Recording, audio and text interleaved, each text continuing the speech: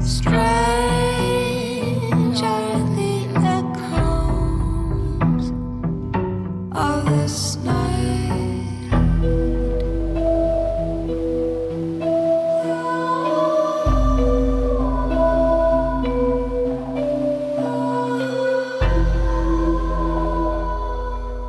Brunhold S. hat die Nacht in der Gewahrsamszelle der Gießener Polizei verbracht. Er war festgenommen worden, weil er sich mit der 23-jährigen Birgit zum Mord verabredet hat. Am frühen Morgen übernimmt Kriminaloberkommissarin Elisa Hoppe den Fall.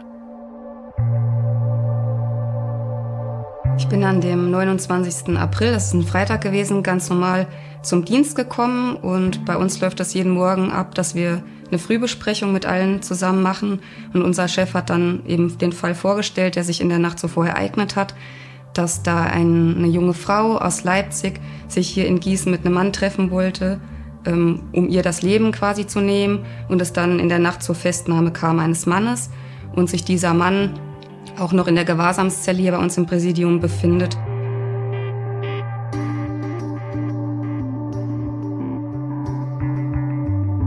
Meine Kollegen haben ihn am nächsten Morgen auch nochmal in der Gewahrsamszelle aufgesucht.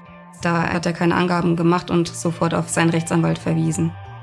Man hat sein Auto und natürlich seine Person durchsucht und hat in seinem Auto im Kofferraum jede Menge Fesselmaterialien gefunden, also Kabelbinder und auch Handfesseln.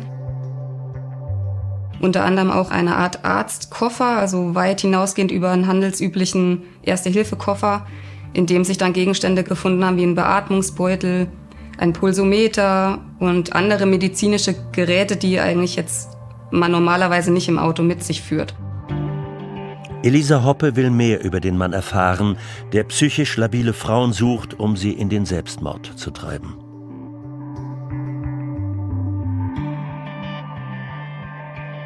Wir haben dann im Laufe der weiteren Ermittlungen natürlich geschaut, was ist über diese Person bekannt in dem polizeilichen Informationssystem, haben uns dann alle Kriminalakten auch zusammengezogen hier nach Gießen, die auch ausgewertet und haben eben dabei auch festgestellt, dass er schon mehrfach polizeilich in Erscheinung getreten ist und in Vergangenheit auch wegen ähnlich gelagerter Sachverhalte, also immer mit sexuellem Motiv oder sexuellen Bezügen.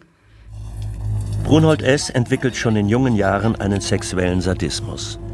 Ihn faszinieren Hinrichtungsspiele, die er bereits in den 70er und 80er Jahren mit Prostituierten aus dem Frankfurter Bahnhofsviertel auslebt. In der Auswertung haben wir unter anderem festgestellt, dass er schon 1987 in Gießen einen Fall hatte, in dem er quasi eine Prostituierte auch gegen ihren Willen dann überfallartig gefesselt hat und wollte auch mit ihr eine Art Erhängungsszenario durchführen und hat sie unter anderem noch mit einer Pistole bedroht. Die Prostituierte steigt zu Brunhold S. ins Auto. Sie fahren in ein nahegelegenes Waldstück. Dort fesselt der damals 28-Jährige die Frau. Aus einem Abschleppseil formt er eine Schlinge und legt sie ihr um den Hals. Dabei bezeichnet er sich selbst als jüngstes Gericht. Über mehrere Stunden quält und vergewaltigt Brunhold S. die Prostituierte. Sie überlebt und zeigt ihn an. Es gab da eine Verurteilung wegen einer Vergewaltigung. Da hatte er eine Freiheitsstrafe von 2 Jahren und 9 Monaten erhalten und die Unterbringung war angeordnet. Das heißt, er war Ende der 80er, Anfang der 90er dann in Haft. Und ist danach eigentlich in eine psychiatrische Klinik gekommen und wurde damals auch zum ersten Mal begutachtet. Und in dem Gutachten quasi aus 1987 hat man schon festgestellt, dass der Haimu sehr gefährlich ist. Um seinen sexuellen Sadismus auszuleben, sucht Haimu ab Mitte der 2000er Jahre seine Opfer auch im Internet. In Selbsthilfeforen guckt er gezielt nach suizidgefährdeten Frauen. In 2007 unter anderem gab es auch einen Fall in Paderborn. Haimu hat sich damals auch schon mit einer borderline erkrankten Frau übers Internet verabredet und getroffen und auch da Erhängungsspiele durchgeführt und der auch quasi im Vorfeld eigentlich abgesprochen wurde, dass das alles im gegenseitigen Einvernehmen durchgeführt wird, aber er auch da nicht reagiert hat, als die Frau festgestellt hat, ich möchte das eigentlich gar nicht und er quasi erst aufgehört hat, als die Frau bewusstlos geworden ist. Da ist er damals auch verurteilt worden zu einer Bewährungsstrafe wegen gefährlicher Körperverletzung. Wir konnten weiterhin feststellen, dass sich Haimu auch im Bereich des Frankfurter Bahnhofsviertels viel rumgetrieben hat und dass es sogar so weit kam, dass im Jahr 2013 eine Aufenthaltsverbotsverfügung gegen ihn erlassen wurde von der Stadt Frankfurt, dass er quasi den legalen und auch illegalen Straßenstrich in Frankfurt meiden muss, weil es auch dort eben zu Vorfällen gekommen ist, gezielt mit Prostituierten. Etwas, was ich vorher noch niemals in Akten gesehen hatte. Das hing auch damit zusammen, dass er vielfach in der Vergangenheit dahingehend auffällig wurde, dass er Prostituierte dazu überreden wollte, mit ihm in den Wald zu fahren, um dann entsprechende Fesselungs- und Erhängungsspiele durchzuführen. Ja, wir haben dabei auch erschreckend festgestellt, dass er eigentlich jahrzehntelang sich in der rechtlichen Grauzone immer bewegt hat und es meistens für ihn gut ausgegangen ist. Er sich in Vergangenheit eben in seinem Verhalten auch verändert oder gesteigert hat, dass es in den 80er Jahren meist Prostituierte als Geschädigte waren. Er dann später das Internet als Revier sozusagen für sich entdeckt hat und dann quasi gezielt nach psychisch labilen Personen gesucht hat.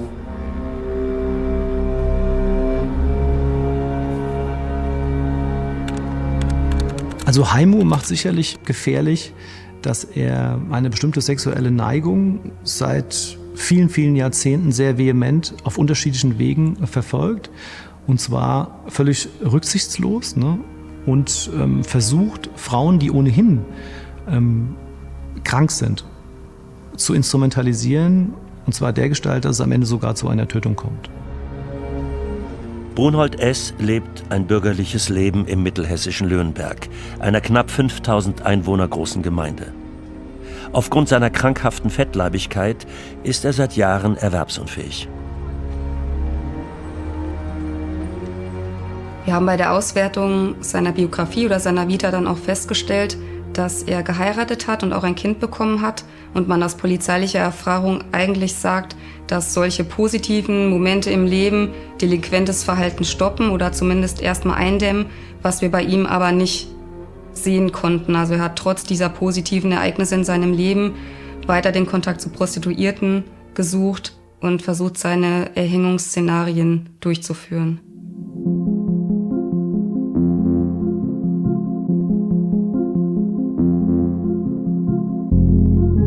Die Birgit ist in der Nacht noch in ein psychiatrisches Krankenhaus nach Gießen gekommen, weil eben eine akute Suizidgefahr bei ihr vorgelegen hat. Ich bin dann gemeinsam mit einem Kollegen in die Vitos-Klinik gefahren, um Birgit eben aufzusuchen. Birgit stimmt einer erneuten Vernehmung zu, will der Polizei helfen. Birgit selbst führte noch ein Testament bei sich, also worin man auch lesen konnte, dass sie tatsächlich vorhatte, eben sich das Leben zu nehmen. Zu Birgit generell, die war zum Tatzeitpunkt 23 Jahre alt und war auch erkrankt an einer posttraumatischen Belastungsstörung und an einer Borderline-Störung, hing mit traumatischen Erlebnissen einfach aus ihrer Vergangenheit zusammen.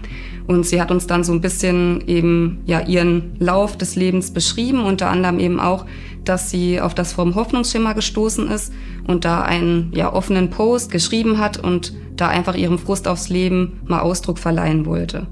Ja, daraufhin hat sich kurze Zeit später ein User gemeldet namens Haimu, der mit ihr dann den Chatkontakt eingegangen ist und hat sie auch gezielt gefragt, wie hoch ihr Druck ist. Das kam Birgit dann schon komisch vor, dass sie den Eindruck hat, dass er sie eher in ihren negativen Suizidgedanken verstärken möchte, als ihr irgendwie zu helfen. Haimu hat ihr dann auch Suizidmethoden des Erhängens unter anderem vorgeschlagen und ist dann so weit gegangen, dass er ihr auch dabei helfen würde, wenn sie quasi nicht den letzten Schritt gehen könnte, er so weit wäre, sie auch mit einer Schlinge um den Hals dann quasi runterzustürzen. Doch ist die reine Planung dieser Tat strafbar? Oberstaatsanwalt Thomas Hauburger bleibt für die Klärung dieser Frage wenig Zeit. Noch heute muss Brunhold S. dem Haftrichter vorgeführt werden. Sonst kommt er wieder auf freien Fuß.